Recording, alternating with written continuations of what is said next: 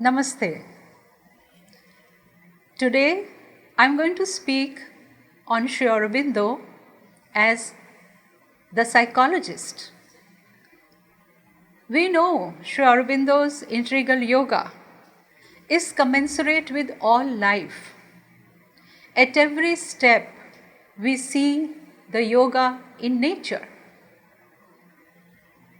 Surely Sri Aurobindo's yoga is not divorced from life, although it does take us into a reality that is above and beyond human mind. At the same time, connects the higher reality with the life on earth.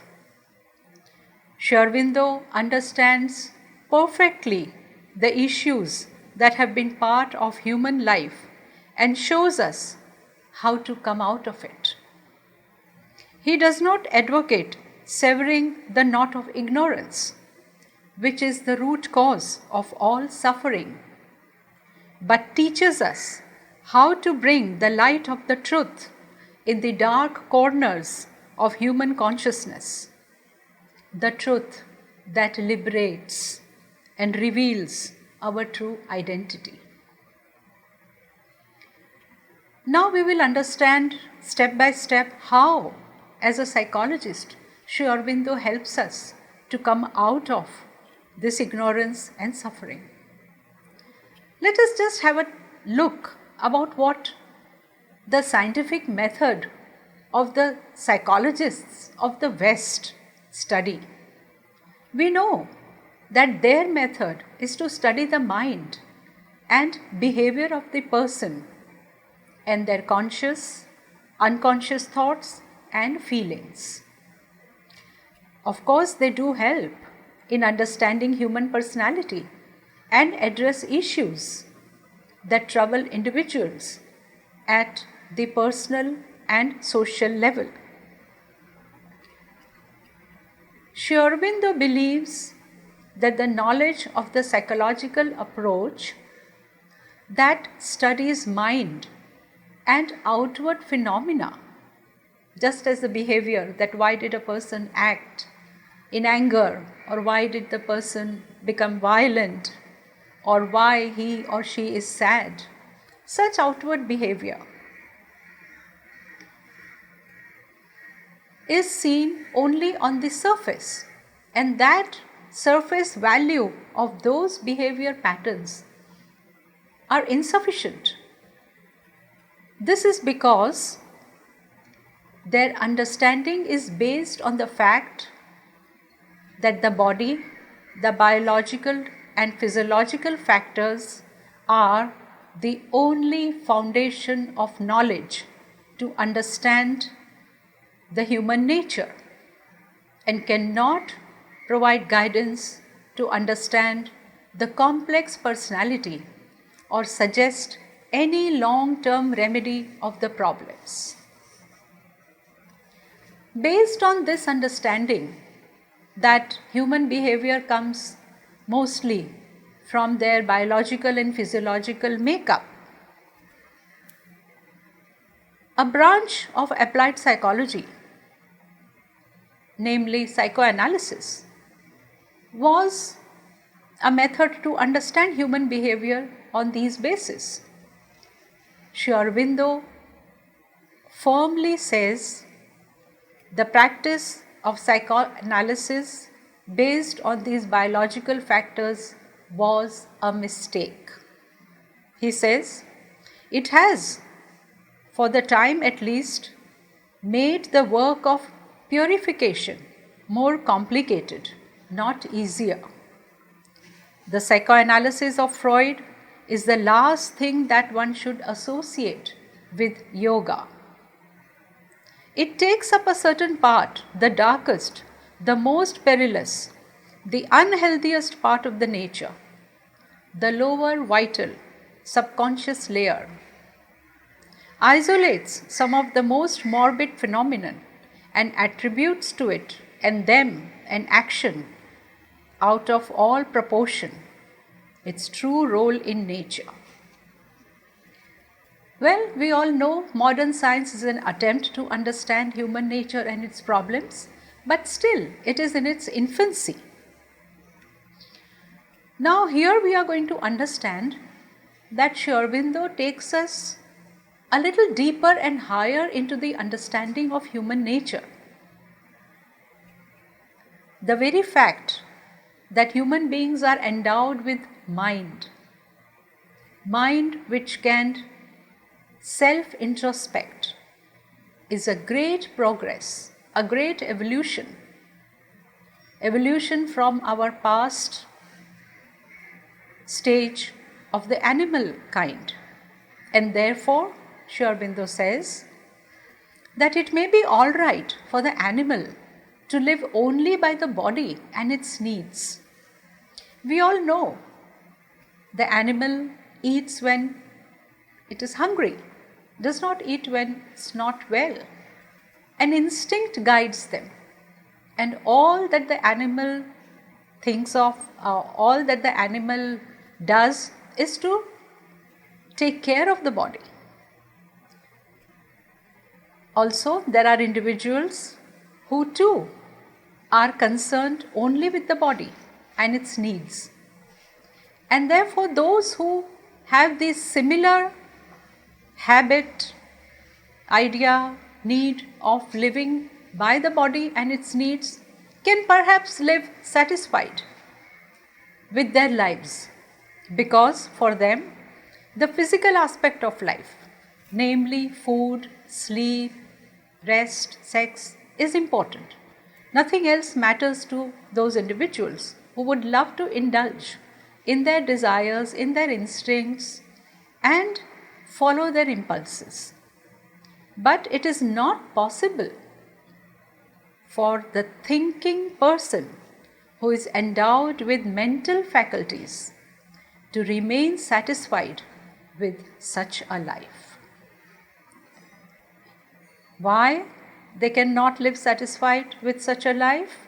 Because they can self-introspect and question all that restricts their freedom, joy, and fulfillment in life. Human beings want more from life. They are just not satisfied with a simple life based only on the physical needs. Human beings have always strived for freedom, for enlarging their boundaries, and we know this is how humanity has progressed. This is how a crude, nomad, tribal individual gradually became civilized, harbored the forces of nature, and made tremendous progress. Therefore, we know that besides introspecting individual experiences, the human mind has greater energy to become free from the clutches of the body and the vital. Therefore, Sri Aurobindo says, in yoga, we have to travel beyond the physical nature and the superficial man, and to discover the workings of the whole nature of the real man. In other words, we must arrive at and use a psychophysical knowledge with a spiritual foundation. Now here Sri Aurobindo gives us a very wonderful key. How do we understand ourselves? And what is the real man? And what is the whole nature? We all know that there are two parts in our being. One is the outer, known as the Prakriti. The other is the inner, the soul, the Purusha. So, unless and until we understand the workings of the Prakriti and the role of the Purusha in our life, we will not be able to grasp the issues, the problems, and overcome them. We must have the knowledge. And so, very rightly, Sri Aurobindo says that we have to use a psychophysical knowledge.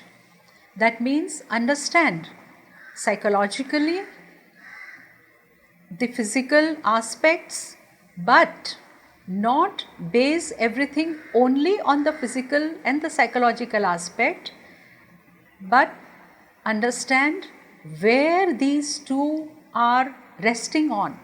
What is the foundation of all our being? And that, Sri Aurobindo says, is the spiritual foundation. We may ask, what is that spiritual foundation that we are talking about? Well, the spiritual foundation is the eternal Satchidananda. Its presence in us can be made as the stable basis for our lives. In doing so, we may encounter problems, difficulties, because we are not aware of the Satchidananda and we can rarely experience it also. Now, these two aspects of the human being, how do we understand? Sri Aurobindo says that human beings are, in some rare moments, at times, touched by infinity. They do experience infinite bliss, light, power of the infinite existence. But how do a human mind understand these things? How does the mind translate infinity, infinite power, light, bliss? The mind has to understand these aspects of Satchidananda, of the Supreme Reality, in its own terms, in the way that it understands.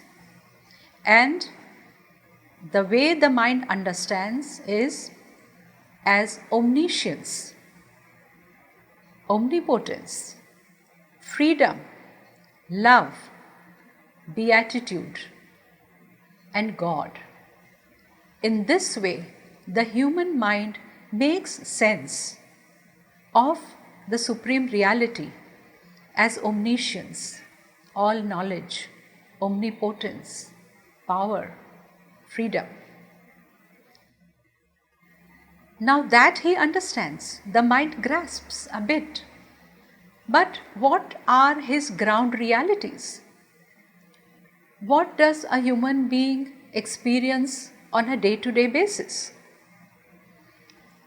Well, as we all know, in his practical experience, a human being experiences just the opposite, wherein he encounters death, limitation, errors, inertia, grief, pain, and evil.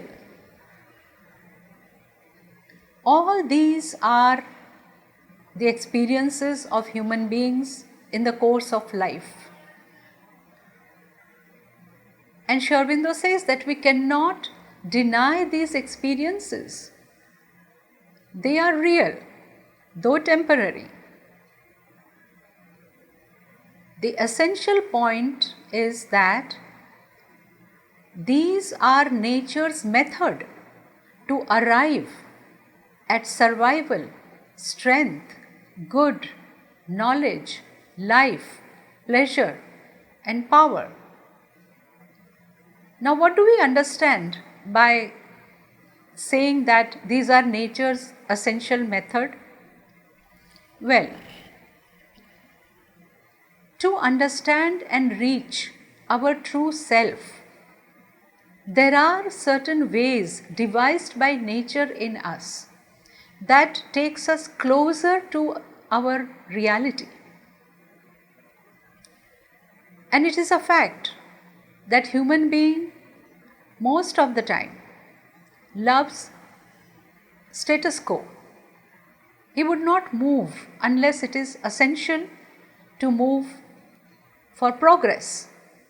One can become a little complacent, but the goal is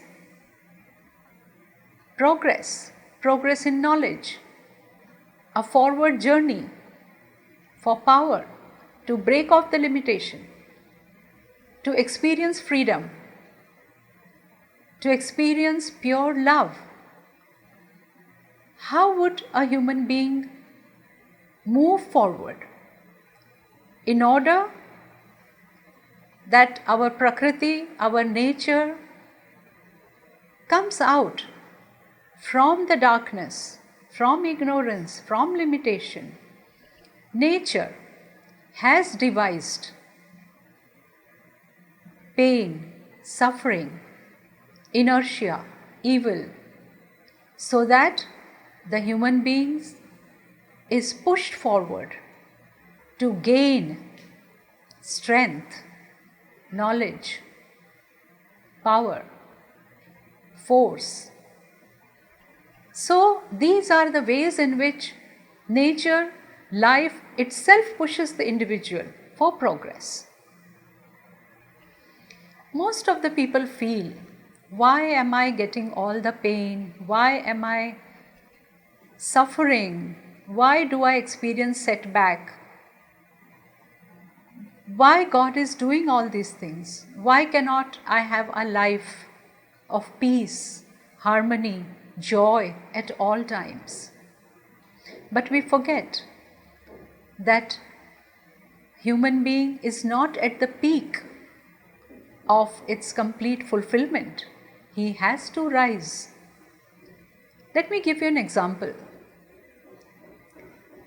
A tree, we know, was once a seed, and from the seed grows branches, leaves, flowers, and lastly fruit.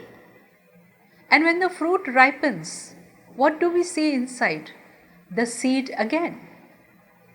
So, the seed that was buried in the soil has again, after the journey of becoming the branches, the leaves, the flowers, again has become the seed. Similarly, what we are within, we have to become in the outside also. We have to reveal the inner truth. We have to experience the truth of the soul. The Satchidananda has to express itself. Therefore, Sri Aurobindo again reminds us that we should not take the suffering, the pain, the setbacks as punishments. This is very important. It should not be taken as punishment, but as conditions for progress. We have seen that when a person wants to strengthen one's body, to become an athlete, one has to undergo a harsh training. And it is not always very comfortable to get up in the morning and run in the cold weather, to do all the exercises. We know the soldiers who fight on the borders to undergo a severe training to achieve anything, for excellence, to develop and sharpen the skills, whether you are a painter, sculptor, musician, or writer. One has to undergo a rigorous training. And when you are voluntarily accepting the training, you don't mind it. But when the training comes uninvited, as if, then it is painful. So why cannot we change our mindset and think that all that I am undergoing, whatever pain, whatever suffering, whatever ignorance, whatever limitation, these are the conditions given by nature, by life, so that I can come out of it. So the main question is how to learn from these experiences and come out of it. Sri Aurobindo very rightly says that out of these false relations and by their aid, the true have to be found.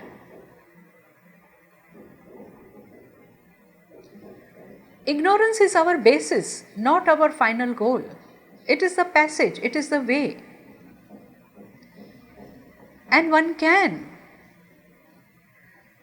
by a sincere effort, come out of all that is limited, all that is dark, all that is painful. And I will give you certain examples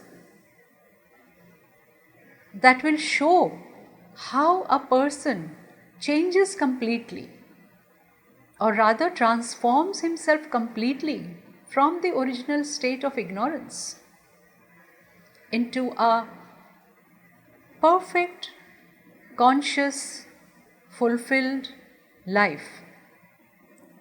First example I will tell you is about Valmiki.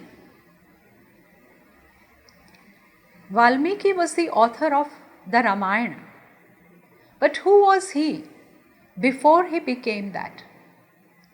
He was a person who would kill people for money and survive by going into the jungles and looting and killing. That was his life.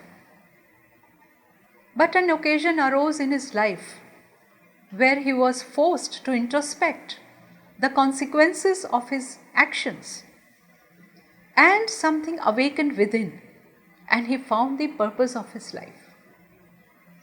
And so Sri Aurobindo says that such evil actions can be converted into proper good. The error is translated and the falsehood is removed, and from that the secret truth emerges, and that truth guides the life of the individual. Is a completely different person after he had the knowledge. Another example I can give you about who transformed suffering into an intense love for God. We all have heard of Mirabai. She made use of her suffering.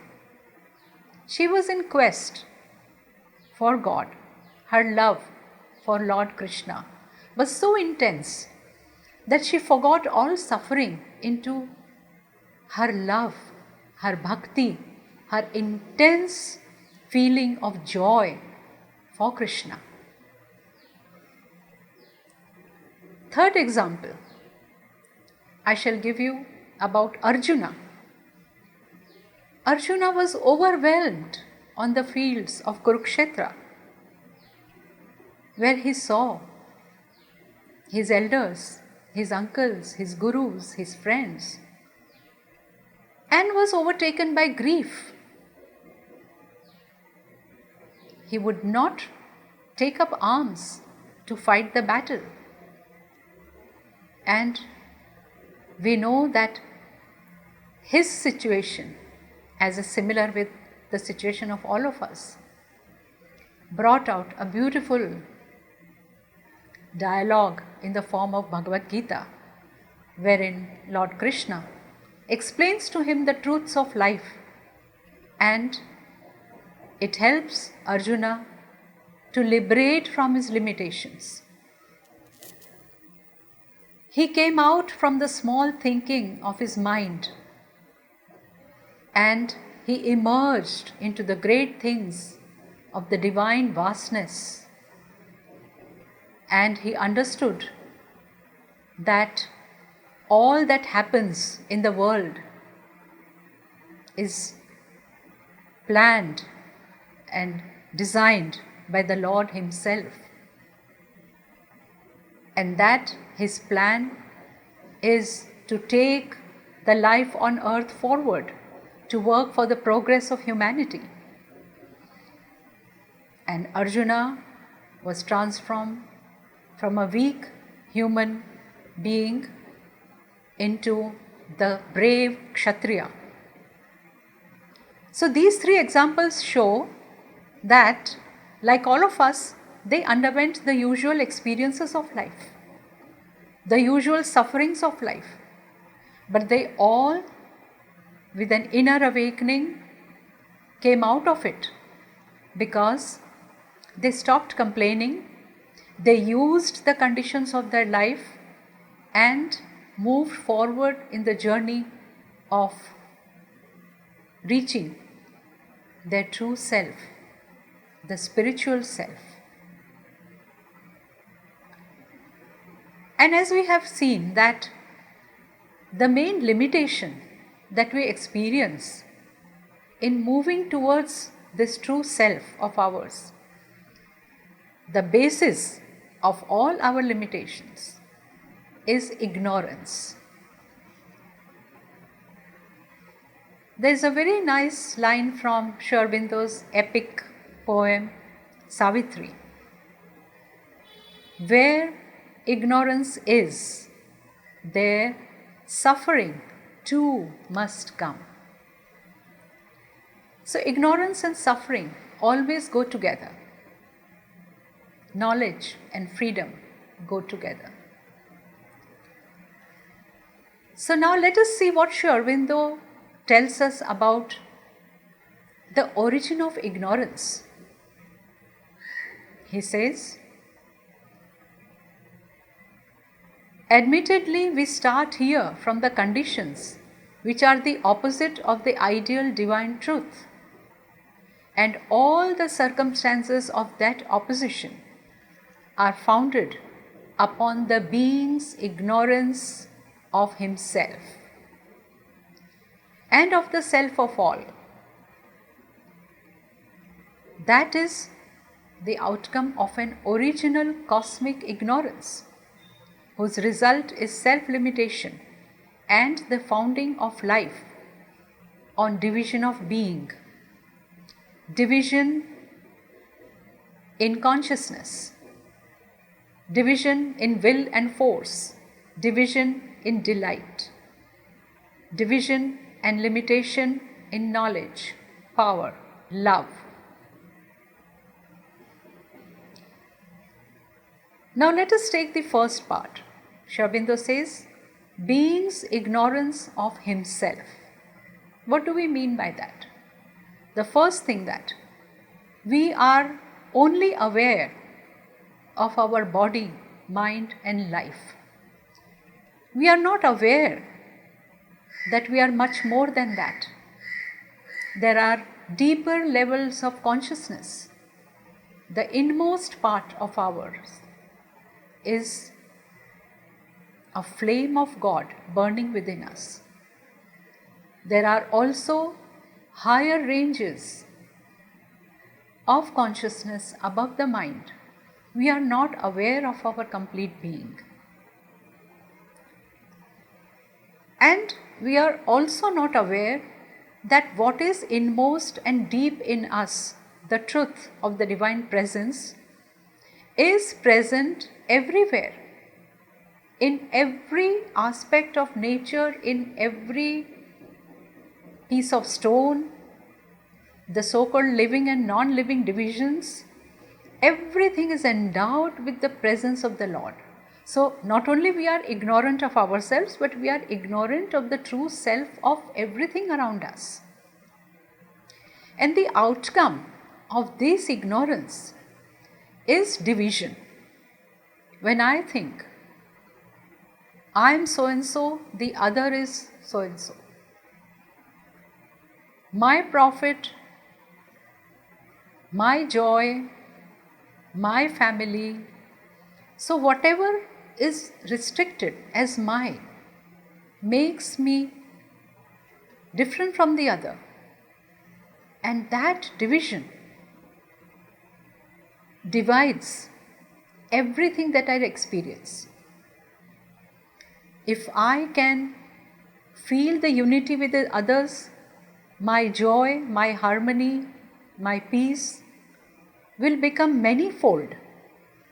But if I only restrict everything to myself, I experience limited love, limited energy, limited joy. And what happens as the consequences of this limitation? We have limited will and force. And that limitation, that individuality, we understand as the ego.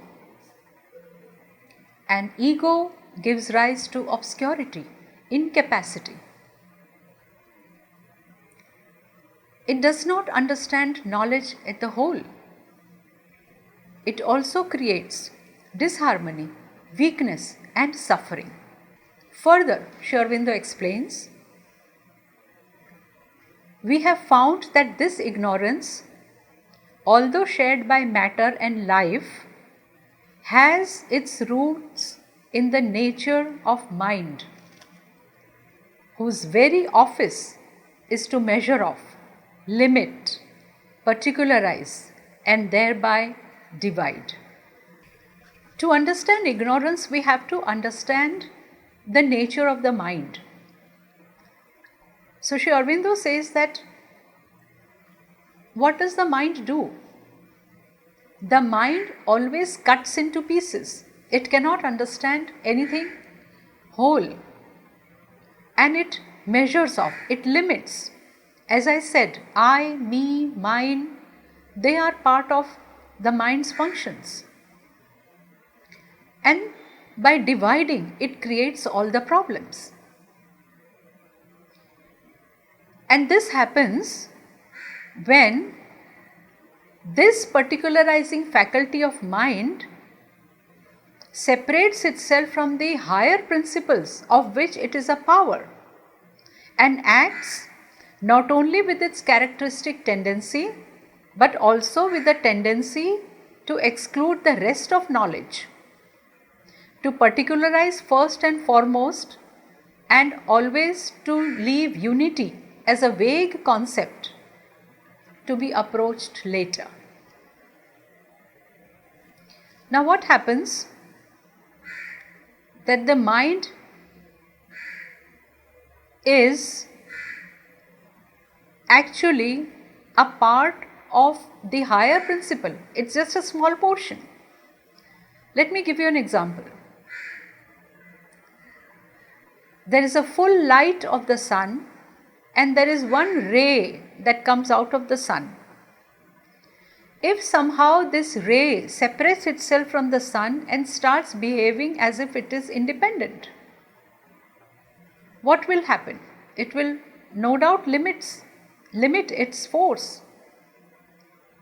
So the mind gets all the knowledge, all the light from a higher principle of which it is a part, the truth.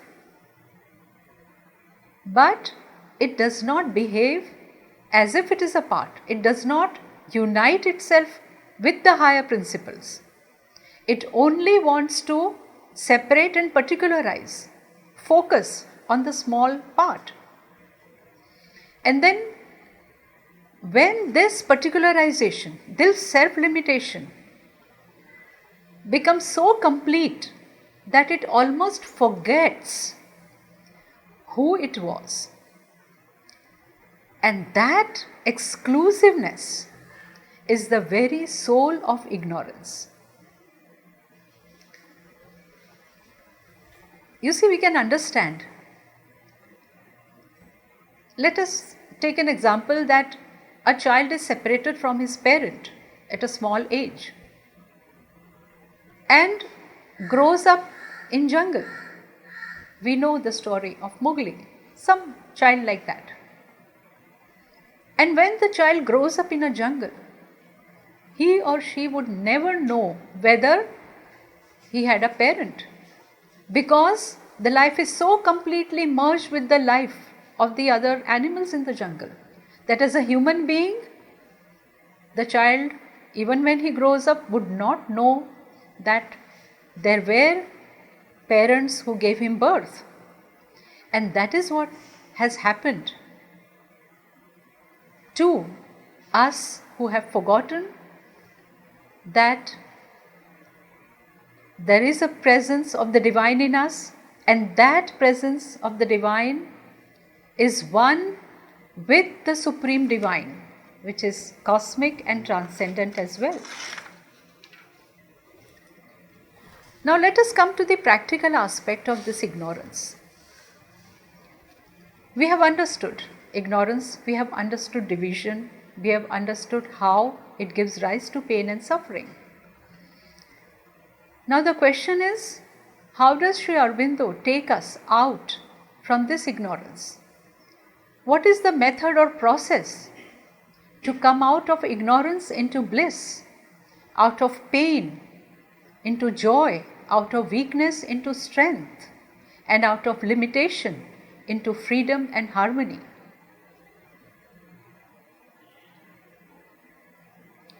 The answer we get is that the individual has to make an effort to work out the conversion of his lower nature into the divine nature. Again, I will quote from Sri Aurobindo's epic poem Savitri, where he mentions, "We are sons of God and must be even as He." Okay, now we know we are sons of God. Our soul is a part and parcel of the Divine Supreme.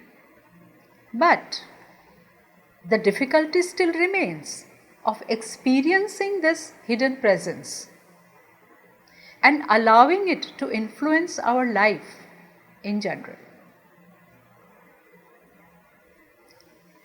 So Sri Aurobindo says, we must first of all find out the central secret of the psychological complexity if we want to liberate our nature. What is that knot? What is that complexity out of which we have to come out? So he says, first, to begin with, we must know,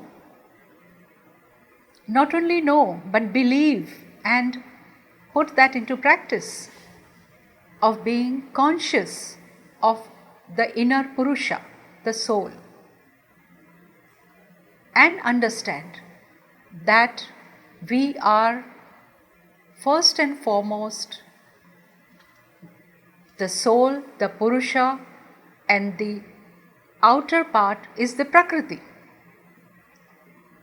Just as the bulb, the outer part, is lighted by electricity within, similarly, our Prakriti, our outer part, our mind, our life, our body is empowered by that presence within. When that leaves, the body is not conscious, it lies. Without the soul, the mind does not get its power. So, we have to understand the soul and the Prakriti, the Purusha and the Prakriti. So, what is the characteristics of the soul? The characteristic is truth, consciousness and bliss, Sat Chit Ananda. What is the characteristic of the Prakriti?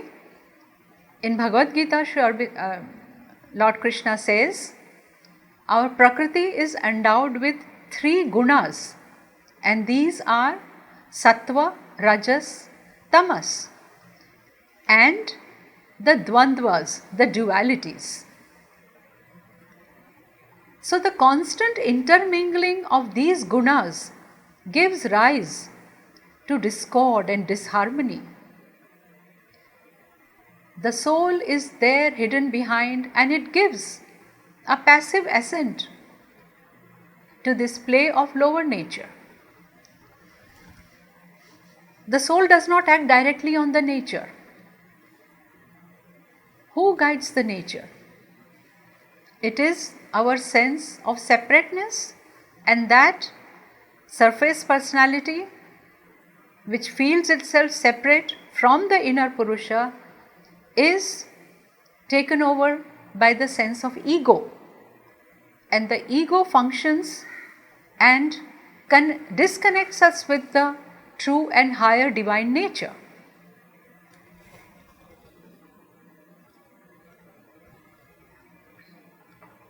So further Sri Aurobindo explains that the metaphysical bearing of this classification does not concern us. but in its psychological and spiritual bearing, it is of immense practical importance. Why is it important? Because these three gunas are entering into all aspects of our life. Sattva, Rajas and Tamas combine to have an effect in our active nature. It determines all our thoughts, all our actions, all our feelings. And it is the constituent force of our active personality. If you read the Bhagavad-Gita, you will find in detail all the aspects that are influenced by these gunas. It influences the choice of food. The food can be divided into these three aspects: sattvic, rajasic and tamasic.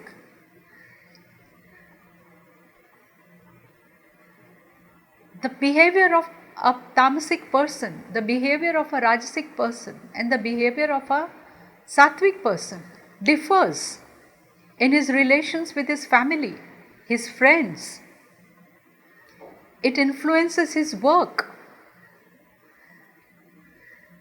We know that the tamasic person is aggressive, indulges in inertia. The rajasic is always trying to prove his point and work hard, no doubt it has its advantages. But it is a sattvic that is balanced. So these three gunas intermingle and determine our active personality. And unless and until we do not liberate our personality from the influence of these gunas, we cannot experience the joy, the peace, the bliss of the soul within.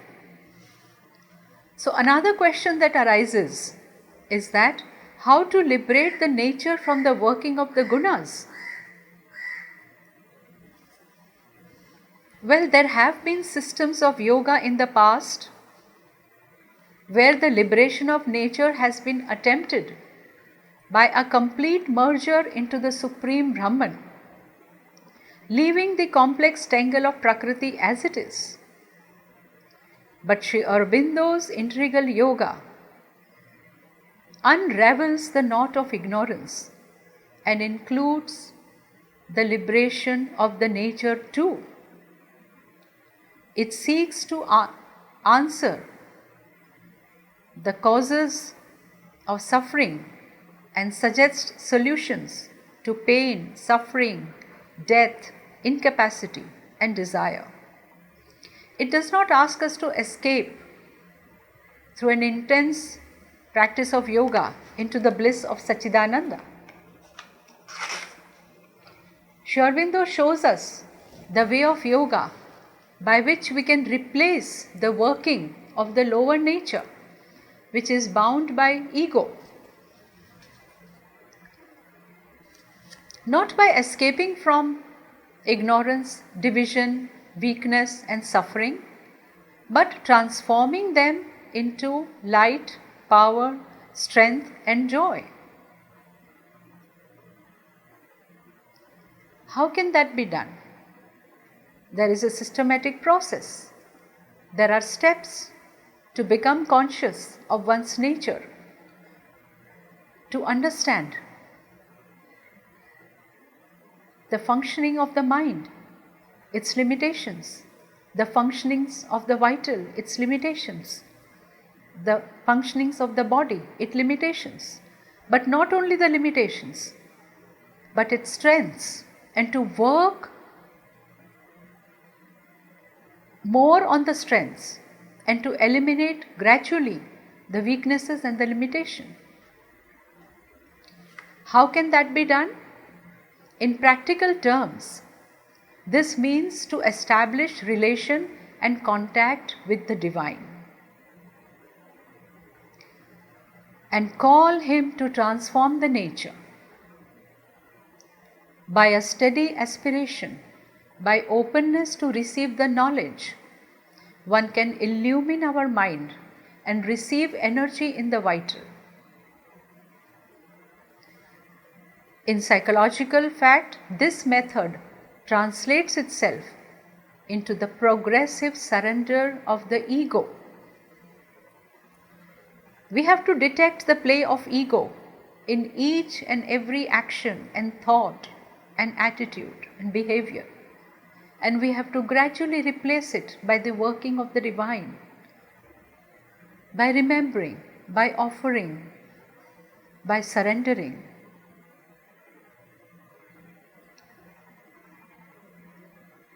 Unlike other systems of yoga, integral yoga does not have a fixed and specialized method. At the same time, it is scientific and systematic in approach. It synthesizes all the other approaches, and that is why everyone has his or her own journey for progress and growth. Each one can follow the method that suits oneself. Another significant aspect of this process is that one starts from one's present level of consciousness and works according to one's own temperament. What does that mean? It means that every one of us, we accept our nature as it is in its evolutionary path. Wherever we are at the stage of progress, we can start from there. And the intensity may vary according to the nature of the individual. And each one works through his or her strengths and weaknesses. And gradually, by a regular practice, by gaining consciousness about one's functionings more and more, one works to remove obstacles and purify the nature to undergo a divine change.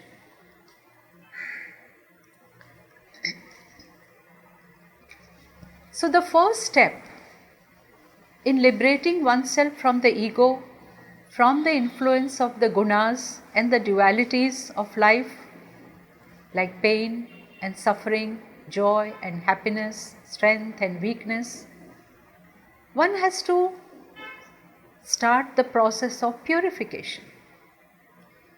And this can be done by a constant offering of one's thoughts, offering of one's feelings, emotions, sentiments, offering of one's actions. Purification will take us towards perfection.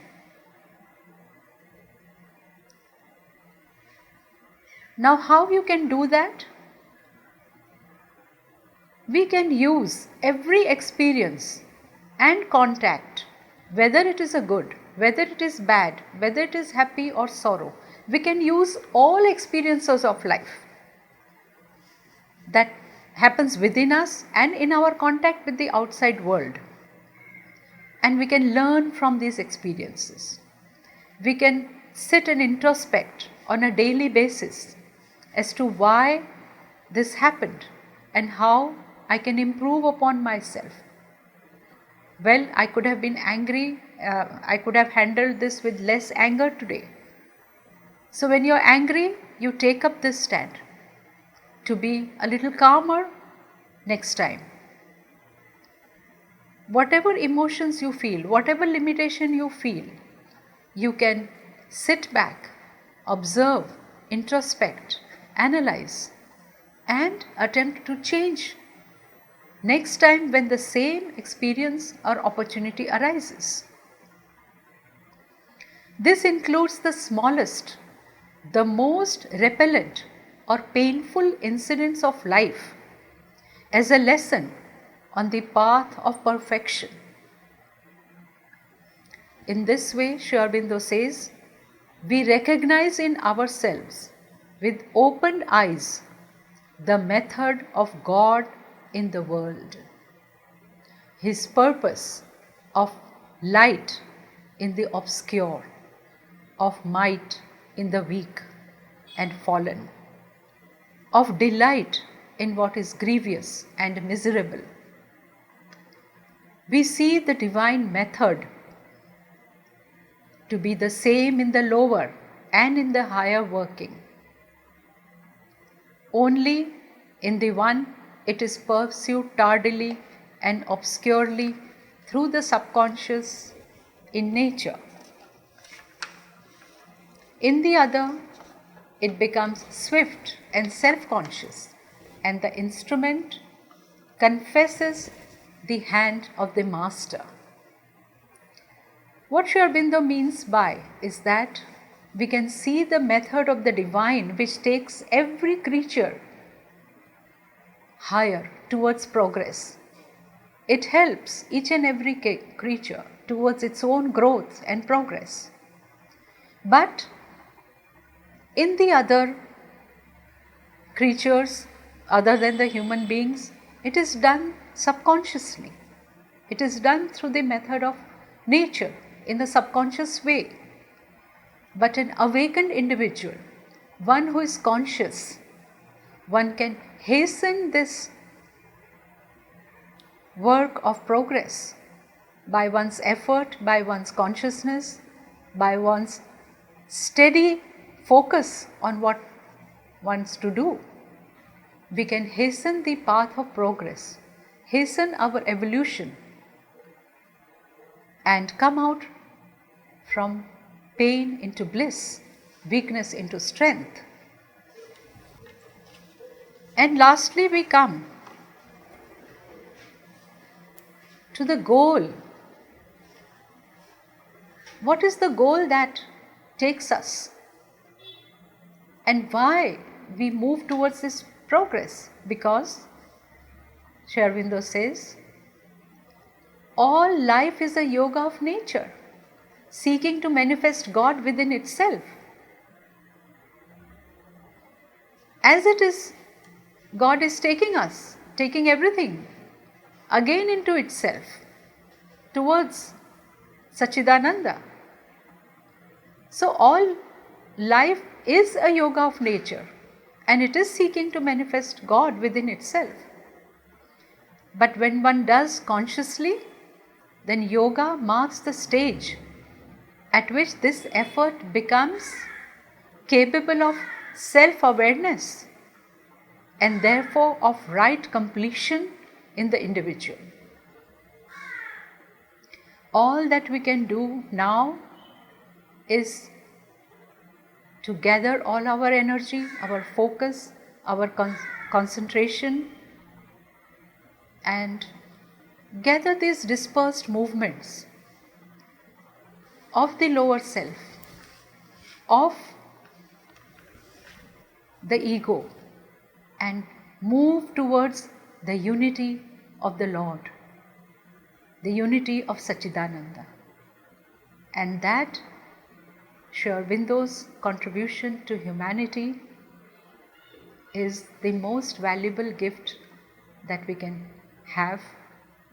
And I'm happy to share Sri Aurobindo's thoughts and his method of taking us towards our real self, our truth, and his wonderful psycho-spiritual approach of liberating us from our lower prakriti and taking us towards our divine nature. Thank you.